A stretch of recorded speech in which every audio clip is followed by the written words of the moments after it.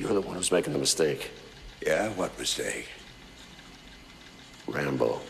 Almost every franchise has some sort of a diminishing returns the longer the franchise goes. Very few get to a trilogy or more, some only stay at 2. It is very hard to find a movie franchise that the second film surpasses the first. Empire Strikes Back is almost universally mentioned at this point, but I would suggest that Sam Raimi's Spider-Man 2 surpasses his first iteration. But there aren't many more examples like that. With the rearrangement of the title but a clear sequel to First Blood, has Rambo First Blood Part 2 surpasses the movie that wasn't even supposed to be creating a franchise? Let's find out. I'm Mephisto, like, share, and subscribe because this is my review of the movie Rambo First Blood Part 2. Survive a war, you gotta become war. Let me open up this review with a personal story. When I watched this movie for the very first time, I was a very young kid. I was probably about 8 or 9 years old, and probably a bit too young to watch this particular movie. But back then, it wasn't a real big problem, at least not in my household. The VHS tape did not say First Blood Part 2, it simply said Rambo. It was only when I was aware of Rambo 3 that the question actually presented itself. What is the first Rambo?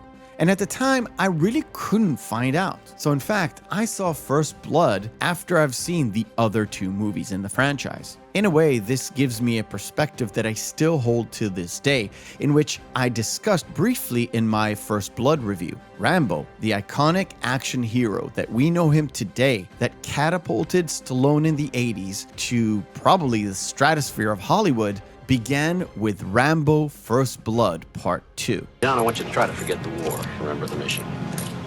The old Vietnam's dead.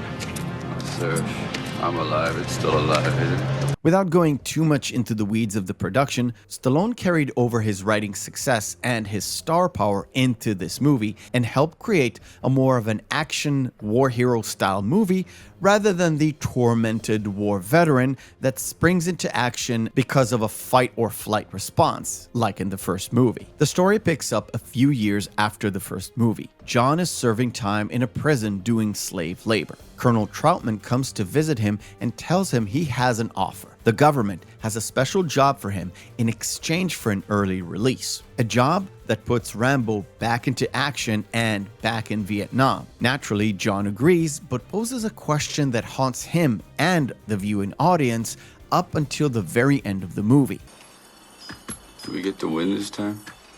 When John lands in Thailand at the base of operations, he discovers that the people running the show were government contractors. At the head of this operation is a man called Murdoch, who tells John that he is charged of finding evidence of POWs in a semi-abandoned camp. Rambo is a bit taken aback. He thought he was going on a rescue mission, but it turns out he's just on a recon mission. Reluctantly, he straps in and goes ahead with the plan. But his hesitation is completely apparent.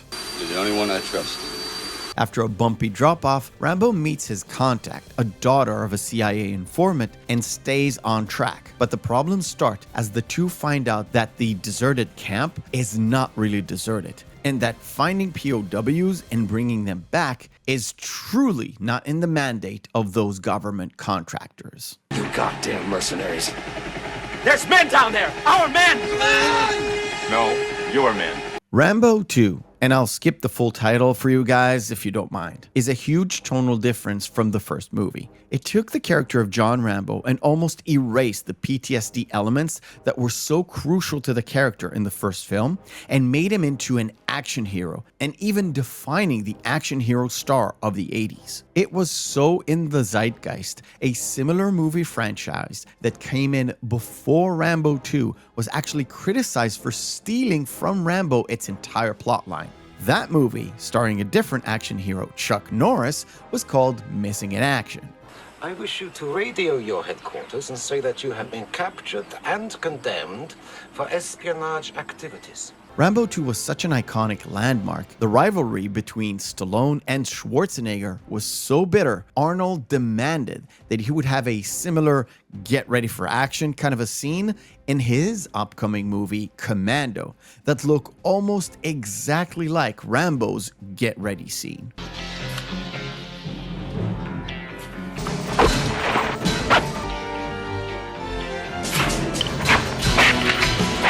I mentioned in my First Blood review that Stallone was involved with the writing and making sure that Rambo was made to be a sympathetic character. In this movie, Kevin Jarre came up with the story. James Cameron wrote the first draft, which was basically First Blood, but a little bit bloodier and with a different setting. And Stallone came in at the very end and polished off the script in order to fit his own image. Cameron later said that what was left of his first draft was basically the action bits, and Stallone just filled in the rest with his own politics. He's going to get up on the floor of the United States Senate and ask for billions of dollars for a couple of forgotten ghosts? Men, goddammit!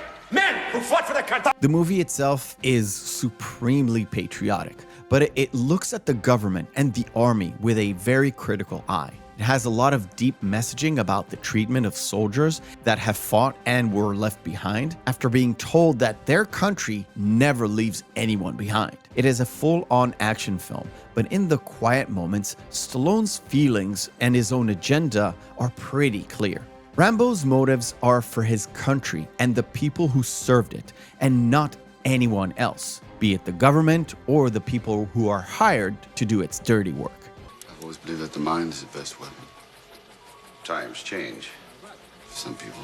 One of my favorite scenes in the movie comes closer to the end, where John is being hunted down and decides that enough is enough, and he falls back into his guerrilla tactic skills in order to take down a bunch of enemy soldiers with nothing but a knife and soon to be the iconic compound bow. This scene is the closest Rambo 2 is to First Blood, but with much more dire consequences.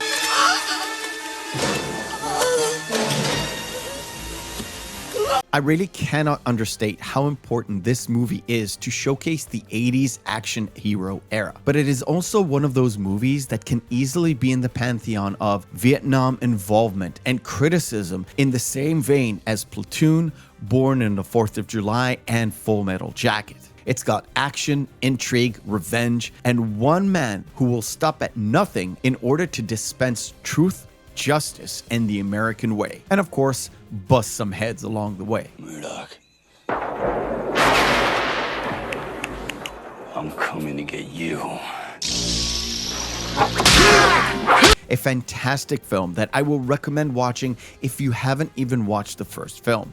And to answer the question from the intro, I will put this on the list of number 2 is better than number 1 in a franchise series. But it is a little bit unfair because these are almost 2 completely different movies and moreover 2 completely different characters. And the connective tissue is they're both named John Rambo.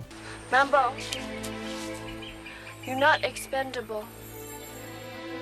What gives the second one an edge over the first one is the massive cultural impact it made, not only on other action films, but an animated series, toys, and countless imitations and parodies based just on this movie alone.